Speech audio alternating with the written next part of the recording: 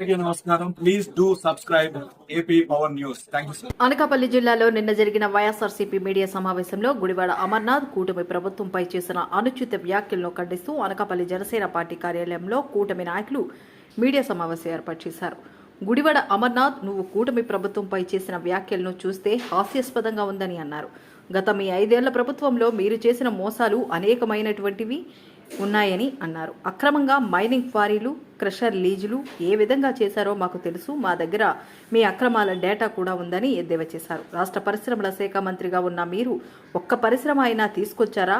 మీ అక్రమ సంపాదనపై పెట్టిన బుర్ర ప్రజల సంక్షేమానికి ఉపయోగిస్తే బాగుంటుందని ఎద్దేవా చేశారు. మీరు అనకాపల్లి వచ్చి ప్రెస్ మీట్లు పెట్టి కూటమి ప్రభుత్వంపై అనుచిత వ్యాఖ్యలు చేస్తే చూస్తూ ఊరుకునే పరిస్థితి లేదు. మా అధిష్టానం మమ్మల్ని పోనీలే వదిలేయండి అని అనటం వల్ల మేము సైలెంట్గా ఉన్నామని అన్నారు. ఇకపై మీరు చేసిన అక్రమాలు బయటకు తీసి ప్రజలకు చూపిస్తాం. మీరు వెన్నుపోటు పుస్తకం రిలీజ్ చేయడం కాదు, గొడ్డలిపోటు పుస్తకం రిలీజ్ చేసుకోండి అని హాస్యాస్పదంగా చెప్పారు. ఎందుకంటే వెన్నుపోటు పొడవటంలో మీకు మించిన వారు లేరని మాజీ ముఖ్యమంత్రి జగన్మోహన్ రెడ్డిని కూడా ఎద్దేవా చేశారు. ఈ కార్యక్రమంలో కూటమి నాయకులు తదితరులు పాల్గొన్నారు. నిన్న జరిగిన అమర్నాథ్ గారు ఏవేవో మాట్లాడారు. వాళ్ళు గత 5 సంవత్సరాల నుంచి చేసినవి అన్నీ కూడా ఎన్నో భూమి కుంభకోణాలు కానీ క్వారీల మీద కానీ ఎన్నో చేశారు. అవన్నీ కూడా ఈ సంవత్సరం కాలంలో మేము ఏ ఒక్కరోజు కూడా మాట్లాడలేదు. ఆయన తవ్వుకుంటూ మళ్ళా ఈవేళ నీతి కబుర్లు చెప్తున్నాడు. మొన్న కూటమి నాయకులకు కానీ ఎవరికన్నా సరే ఒక క్వారీ కానీ ఒక క్రషర్ కానీ ఉందని ఈ అమర్నాథ్ గారు నిరూపిస్తే మేము అవి రాసిచ్చేయడానికి మేము సిద్ధంగా ఉన్నాం. అమర్నాథ్ గారికి బినామీల కింద ఉండి అన్నీ అమర్నాథ్ గారు వాటి జోలికి రాకుండా ఉంటారా అనేసి ఈ సభాముఖంగా ఈ వీడియో ముఖంగా చెప్తున్నాం. మీరు దానికి రెడీ అంటే మేము దేనికన్నా రెడీయే. కావున మీరు ఉన్నవన్నీ కూడా మా దగ్గర ఎవిడెన్స్తో సహా ఉన్నాయి. మీరు ఏ రోజు రెడీ అంటే ఆ రోజు మేము అందరమే సిద్ధంగా ఉన్నాం. దాని మీద చూసుకొని మాట్లాడితే మంచిది. అంతేగాని నోటికి ఏదో వస్తే అది మాట్లాడేయడం. ఎవరో సీఎం రమేష్ గారు 100 లారీలు తోలుకుంటుండ్రు, ఈ లారీలు తోలుకుంటారు. సీఎం రమేష్ గారికి మన లారీ ఓనర్లు అందరూ కలిపి ఆయన్ని ఏమీ లేక నీ లారీలు అమ్మేసుకునే రోజులు మీలో ఉన్నాయి. ఈరోజు సీఎం రమేష్ గారు ఉపాధి కోసం ఆయన మన వర్క్ తీసుకొని మన వాళ్ళకి అందరికీ ఇచ్చారు. అంతేగాని సీఎం రమేష్ గారు ఏవో దోసేసుకొని క్వారీలు అయ్యి తినలేదు. అందుకే కావున మీరు మీవే ఎన్ని ఉన్నాయో, మీ వాళ్ళు ఎవరెవరు ఉన్నాయో అన్నీ మా దగ్గర లిస్ట్ ఉంది. అవన్నీ కూడా ఇప్పటి వరకు మేము మాట్లాడలేదు. ఇక్కడి నుంచి డైరెక్ట్గా మీ క్వారీల్లోకి మీ చేస్తున్న వాటి మీదకి మేము వస్తాం ఇప్పుడు అంటూ సెలవు తీసుకున్నాం. మీడియా మిత్రులకు నమస్కారం. నిన్న 12వ తేదీతోనే 1 సంవత్సర కాలం పూర్తయింది. మీ అందరి సహాయ సహకారాలతో ప్రజలకి మంచి చేస్తూనే వెళ్తూ మన ప్రీతమ నాయకులు, మాజీ మంత్రివర్యులు, అనకాపల్లి శాసనసభ్యులు ప్రభుత్వం దగ్గర నిధులు లేకపోయినా సరే మన అనకాపల్లి ప్రాంతానికి సుమారుగా 130 కోట్ల రూపాయల నిధులతోని గత ప్రభుత్వం చేయలేని ఉండిపోయిన రోడ్లు అధ్వానంగా ఉన్న పరిస్థితిలో ఉంటే మన ప్రాంతాన్ని అనకాపల్లి మండలం, కసింకోట మండలం, అదేవిధంగా అనకాపల్లి పట్టణంలోనూ 130 కోట్ల రూపాయలతో అభివృద్ధి కార్యక్రమాలు చేశారు. గతంలో ఉన్న నిన్న మాట్లాడిన మన కోడిగుడ్ల మంత్రి ఆయన అనకాపల్లి నియోజకవర్గానికి మంత్రిగా ఉండి ఏ ప్రాజెక్టులు తీసుకొచ్చారని సందర్భంగా మీ ద్వారా వారిని ప్రశ్నిస్తున్నాం. ఉన్న ఒకే ఒక పరిశ్రమని ఈయన మూత పెట్టేసి వాళ్ళు అక్రమంగా వాళ్ళ తాలూకా నాయకుల పేరున ఆ భూమిని మార్చేసుకున్న చరిత్ర ఉన్న నాయకులు వీళ్ళు.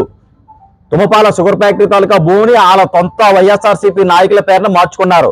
అలా చేసిన వీళ్ళు అవినీతి గురించి మరో దాని గురించి మాట్లాడుతున్నారు. ఎందుకంటే ఈ సంవత్సర కాలంలో మేము ఎవరిని కూడా ఏ విధమైన కామెంట్లు చేయలేదు. అభివృద్ధి మీద మాత్రమే దృష్టి పెట్టాము. మా నాయకత్వం అలాంటి నాయకత్వం. ఎందుకంటే ప్రజలకు ఏం చేశాము, మన ప్రాంతానికి ఏం చేశాము అనే దాని మీద మేము దృష్టి పెట్టాం. కానీ మరొక విషయాల మీద ఎప్పుడు దృష్టి పెట్టలేదు. ఇరిగేషన్కి ఒక రాష్ట్ర స్థాయి మంత్రి అయ్యి ఉండి మన ప్రాంతంలో ఉన్న ఇరిగేషన్ ప్రాజెక్టులకి ₹1 నిధులు తీసుకొచ్చారని ఈ సందర్భంగా మీ ద్వారా అడుగుతున్నాం. అందుకే వీరిని తరిమి 91,000 ఓట్లు తేడాతో తరిమి ఓడించారు. ఎందుకు ఓడించారంటే ప్రజలు ఈయన అలా చేశాడు కాబట్టి 91 మెజార్టీని మన పల్లా శివంతరం గారికి ఇచ్చి అనకాపల్లి నుంచి తరిమేస్తే గాజువాక నుంచి కూడా తరిమేసి 91 ఓట్ల తేడాతో ఓడించారు. ఈ అలాగా అవాకులు చవాకులు ఆయన టైంలో మాట్లాడబట్టే అలా జరిగింది. అదేవిధంగా అనకాపల్లి ప్రాంతానికి వచ్చిన మెడికల్ కాలేజీని కూడా వేరే ప్రాంతానికి వెళ్ళిపోతే చేతకాన దద్దమ్మ మంత్రిగా ఉన్నారు. వీరు మాట్లాడతారనమాట ప్రభుత్వం మీద. ఇప్పటికైనా సరే కళ్ళు తెరుచుకొని వాళ్ళు చేసిన తప్పుల్ని సరిదిద్దుకొని ఉంటే ప్రజలు క్షమిస్తారు. కానీ లేనిపోయిన ఆటంకాలన్నీ మాట్లాడితే ప్రజలు ఎట్టి పరిస్థితుల్లోనూ క్షమించరని ఈ సందర్భంగా తెలియజేస్తూ ఏం జరిగింది అనకాపల్లి ప్రాంతానికి మీరు తీసుకొస్తే ఇక్కడ ప్రజలందరూ మిమ్మల్ని గుండెల్లో పెట్టుకుంటే ప్రేమగా చూసుకుంటే మంచి మెజార్టీతో మిమ్మల్ని గెలిపిస్తే ఈ ప్రాంతానికి ఏమైనా తీసుకొచ్చారా, ఏమైనా సాధించారా? ఏమీ లేదే.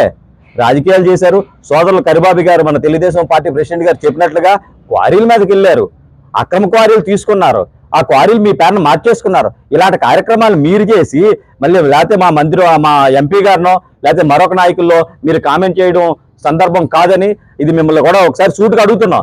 ఏమైనా ఉంటే డైరెక్ట్ చెప్పండి. అలాంటిది ఏమీ లేనిది మీరు అదేంటి గాలిని పోగేసి ఆరోపణ మేధం చేద్దాం అనుకోవడం సరైన ఉద్దేశం కాదని ఈ సందర్భంగా మీకు తెలియజేస్తూ, ఈయన పరిశ్రమల మంత్రిగా ఉండేటప్పుడు ఒక్కటైనా సరే ఈయన నియోజకవర్గానికి, ఈయన శాసనసభ్యులుగా ఉన్న నియోజకవర్గానికి మంత్రిగా ఉండి ఒక్క పరిశ్రమ అయినా తీసుకొచ్చారా అని ఈ సందర్భంగా వారిని మీ ద్వారా క్వశ్చన్ చేస్తున్నాం.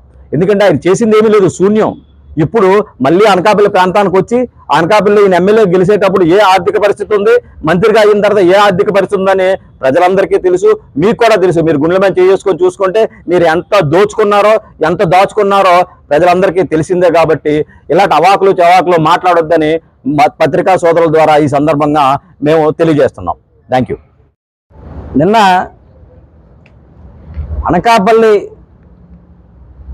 వైఎస్ఆర్సీపీ జిల్లా అధ్యక్షులు గుడివాడ అమర్నాథ్ గారు అనకాపల్లిలో ఏర్పాటు చేసినటువంటి మీడియా సమావేశంలో మాట్లాడుతూ మరి ప్రభుత్వం ఇస్తున్నటువంటి తల్లికి వందనం కార్యక్రమం కోసం ప్రభుత్వాన్ని విమర్శించారు. ఏదో వారి ప్రభుత్వంలో అమ్మఒడిని చాలా ప్రతిష్టాత్మకంగా అమలు చేసినట్టు, ఈ ప్రభుత్వం అమలు చేయలేనట్టు, ఉన్నవి లేనివి కల్పించి వాళ్ళ పాలన అంతా కూడా ఏదో స్వర్ణయోగం అయినట్టు, ఈ ఏడాది కాలం కూటమి ప్రభుత్వంలో ఏవో అక్రమాలు జరిగిపోతున్నట్టు కొంత అభూత కల్పన చేసే ప్రయత్నం చేశారు. అయితే ఈ వేదికగా అమర్నాథ్ గారికి కొన్ని సూటి ప్రశ్నలు కూడా వేస్తా ఉన్నాం ప్రభుత్వానికి సంబంధించి. అలాగే ప్రభుత్వం ఏదో రాష్ట్రాన్ని వెన్నుపోటు పొడిచిందని చెప్పని రాష్ట్ర వ్యాప్తంగా ఒక పుస్తకాన్ని కూడా తీసుకొచ్చి రిలీజ్ చేస్తూ ఉన్నారు. అయితే వెన్నుపోటు అని కాకుండా గొడ్డల పోటు అని వేసుకుంటే, దాని మీద ఒక కథ రాసుకుంటే, దాన్ని పుస్తకంగా ప్రచురించుకుంటే ఇంకా మంచి మైలేజ్ వస్తుంది. లేకపోతే రైటర్గా రచయితగా అమర్నాథ్ గారు మంచి అవకాశాలు వస్తాయేమో. బాబాయిని వెన్నుపోటు, బాబాయిని లేపేసి వెన్నుపోటు, తల్లిని ఇంట్లోంచి తోలేసి వెన్నుపోటు, చెల్లిని ఇంట్లోంచి పంపేసి వెన్నుపోటు, వెన్నుపోట్లు అంటూ ఒక అబ్రివేషన్ ఉంటే దానికి నిలువెత్తు రూపం జగన్మోహన్ రెడ్డి. అలాంటి పార్టీలో మీరు ఈరోజు వెన్నుపోటు కోసం మాట్లాడతారు. లేకపోతే తల్లికి వందనం కార్యక్రమం కోసం చూసుకుంటే, జగన్మోహన్ రెడ్డి గారి ప్రభుత్వం ఉన్నప్పుడు 2023 సంవత్సరం జూన్ ఆఖరిగా తల్లికి అమ్మఒడి కార్యక్రమం ఆ రోజు అమలు చేసినప్పుడు రాష్ట్ర వ్యాప్తంగా 42 లక్షల మందికి ఇచ్చారు. కానీ ఈరోజు కూటమి ప్రభుత్వం వచ్చిన తర్వాత 2025 జూన్ 67,27,000 మందికి తల్లికి వందనాన్ని పథకాలు రాష్ట్ర వ్యాప్తంగా అమలు చేస్తా ఉన్నాం. ఆ రోజు మీరు భారతి గారి అప్పటి ఎలక్షన్ ముందు చెప్పిన మాట, మీకు 2 బడ్లు ఉంటే 2కి ఇస్తాం, 3 ఉంటే 3కి ఇస్తాం అని చెప్పి ఆ తర్వాత మేము అనలేదన్నమాట. కానీ మా ప్రభుత్వం అలా చేయలేదు. ఈరోజు కొన్ని జిల్లాల్లో ఈరోజు ఉదయం పేపర్లో చూసాం, 15 మంది పిల్లలు కుటుంబంలో ఉంటే 15 మందికి కూడా అమ్మఒడి పడింది. 3 పిల్లలు ఉంటే 3కి పడ్డది, 5 పిల్లలు ఉంటే 5కి పడ్డది, 2 ఉంటే 2కి పడ్డది. చెప్పిన మాటని తూచా తప్పకుండా అమలు చేసిన ఘనత కూటమి ప్రభుత్వాన్ని. అభివృద్ధి ఎక్కడా లేదు. కూటమి పాలనలో మేము చాలా అభివృద్ధి చేసామంటాం. రాష్ట్రంలో ఆ 5 సంవత్సరాలు తెచ్చిన అప్పుకి జరిగిన అభివృద్ధికి ఎటు పొంతలు ఉండేది కాదు. మీరు చేసేటువంటి పనుల వల్ల రాష్ట్రం అప్పుతో గడవలేనప్పటికీ కూడా అయినప్పటికీ ఆ అప్పు తెచ్చిన డబ్బుల్ని అభివృద్ధి చేస్తూ తద్వారా భవిష్యత్ తరాలకి ఒక అవకాశం చూపిస్తున్నటువంటి పరిస్థితి ఈరోజు ప్రభుత్వంలో ఉంది. అమరావతి నిధులు కానీ, పోలవరం నిధులు కానీ, ఈరోజు ఉత్తరాంధ్రలో సుజయ సమితి నిధులు కానీ, లేకపోతే రాష్ట్రంలో 1000 కిలోమీటర్ల నేషనల్ హైవేస్ ఈ ప్రభుత్వం వచ్చిన తర్వాత చేశారు అవి కానీ, NREGS ద్వారా కానీ, PMJA ద్వారా కానీ, పంచాయతీరాజ్ శాఖ ద్వారా కానీ వేసినటువంటి రోడ్లు మీకు కళ్ళు కనబడలేదా? లేకపోతే మీ వైసీపీ నాయకులందరూ కూడా కళ్ళు కాకులు ఎత్తుకెళ్ళిపోయి అడుగుతా ఉన్నాం. దానికోసం మీరు వచ్చి జిల్లా కేంద్రంలో, మండల కేంద్రాల్లో వెళ్ళిపోవడం పుస్తకాలు చేస్తాం అనుకుంటే ముందు మీ చరిత్ర మీద రాయండి, మీ జగన్మోహన్ రెడ్డి కోసం రాయండి. మీరు అంత సువర్ణంగా పాలన చేశారు కాబట్టి 11 సీట్లకు కట్టబెట్టారు. మేము కావాలని ప్రజలు కోరుకున్నారు కాబట్టి ఈరోజు ఇంత అత్యధిక మెజార్టీ ఇచ్చారు. ఇప్పటికీ కూడా మీరు మారకుండా ఇంకా అదే స్టైల్లో బతుకుతాం అనుకుంటే రేపు వచ్చే ఎన్నికల్లో 11 కూడా ఉండకుండా పోతాయి. అలాగే నిన్న మాట్లాడుతూ అనకాపల్లి నియోజకవర్గంలో చుట్టుపక్కల అనకాపల్లి ప్రాంతాల్లో ఏదో కూటమి నాయకులు అక్రమాలకు పాల్పడ్డారు, వీటికి పాల్పడ్డారని చెప్తా ఉన్నారు. మరి మేము చెప్తా ఉన్నాం అమర్నాథ్ గారికి, మరి మీ హయాంలో తీసుకొచ్చినటువంటి కొన్ని అక్రమ లైసెన్సులు లేకుండా నడుపుతున్న క్వారీలు ఎవరు తీసుకొచ్చారండి? మీరు కాదా? మరి బ్లాస్టింగ్ పర్మిషన్ కోసం మీరు మాట్లాడారు, మీరు దగ్గరుండి ఈసీ క్లియరెన్స్లు కూడా లేకుండా కొన్ని మీ తొత్తులు మీ చెంచాలు నడిపిస్తా ఉన్నారే ఈ రోజు వరకు, మరి అవన్నీ చేయించింది మీరు కాదా?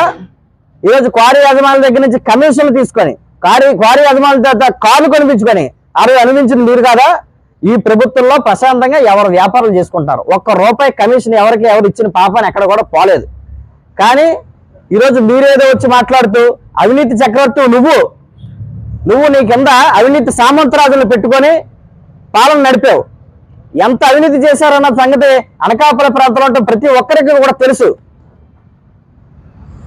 ఈ సందర్భం కూడా చెప్తున్నాం, మాజీ CS జవహర్ రెడ్డి గారు తనయులు అలాగే అశోక్ రెడ్డి గారు కలిపి పాపయ్య సంతపాలెంలో ఒక 22 హెక్టార్ల క్వారీని, ఇప్పుడు కూడా అప్పుడు ఒక పద్ధతి ఉండేది, క్వారీలో ఏంటి ఎవరు లైసెన్స్ చేస్తే మొదట ఫస్ట్ కమ్ ఫస్ట్ సర్వ్. కానీ ఆయనకు మునుపు ఒక 10 మంది లీజుదారులు అప్లికేషన్ వేస్తున్నా కూడా వాటన్నింటినీ నిబంధనలకు విరుద్ధంగా పక్కన పెట్టి 12వ వ్యక్తిని తీసుకొచ్చి దాన్ని అప్రూవల్ చేయించి 200 మంది పోలీస్ బలగాలతో ఆ రోజు అదే ఊర్లో గ్రామసభ ఏర్పాటు చేయించి ఈసీ క్లియరెన్స్ చేయించిన భాగవతం నీది కాదా? మరి నీ అప్పట్లో ఉండేటువంటి నీ పిఏ వెంకట్ కానీ, నువ్వు కానీ, నీ చెంచా వైసీపీ నాయకుడు కానీ మీరందరూ కలిపి మాకవరంలో ఒక మహిళ, ఆవిడకి సంబంధించిన 9 హెక్టార్ల క్వారీ సర్వే నంబర్ 70 ఆవిడ దగ్గర నుంచి కొట్టేసి ఈ రోజుకి కూడా అతిగతి లేకుండా చేసి అక్రమంగా తవ్వుకుంటుంది మీరు కాదా? ఈరోజు కూటమి ప్రభుత్వంలో ఉన్న ఒక్క నాయకుడికైనా ఒక క్వారీ ఉన్నట్టు కానీ లేకపోతే అక్రమంగా తవ్వుతున్నట్టు కానీ మీరు చూపించగలరా? వైసీపీ చెంచాలకి మేము 10 చూపిస్తాం. అలాంటివి దారుణంగా వనరులను దోపిడీ చేశారు, వీళ్ళని మనం వదలకూడదు, ఎక్కడి నుంచైనా వీళ్ళ మీద యాక్షన్ తీసుకోవాలని చెప్పి నాయకులు కూడా అడుగుతాం. మేము ప్రభుత్వం డిమాండ్ చేస్తాం. ఎందుకులే కక్ష సాధింపు చర్యలు అని చెప్పి ప్రభుత్వం అనుకుంటా ఉంటే మాకు కావాలనిపిస్తూ ఉంటుంది మీకు. దానికి కూడా మేము సిద్ధంగా ఉన్నాం. రండి, మీరు ఇక మీదట ఏదో కార్యాచరణ అన్నారు కదా, కార్యాచరణ మీరు రూపొందించండి. ఆ కార్యాచరణ ద్వారా ఎవరు లోపలికి వెళ్తారో మేము చూపిస్తాం అని సమావేశంలో తెలియజేసుకుంటూ సెలవు తీసుకుంటాం. Please subscribe our channel AP Power News.